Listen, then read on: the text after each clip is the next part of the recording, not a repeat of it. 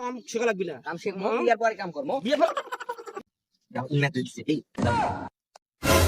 ও বাবা টানো লিখতে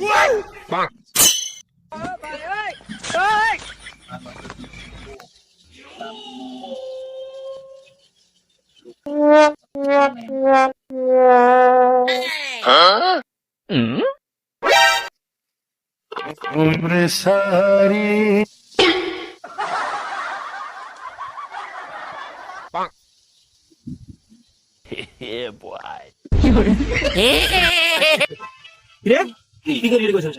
গার্লফ্রেন্ডের সাথে কথা বলো। হ্যাঁ গার্লফ্রেন্ডের সাথে কথা বলো। সকালবেলা জ্বালা করছিস কি?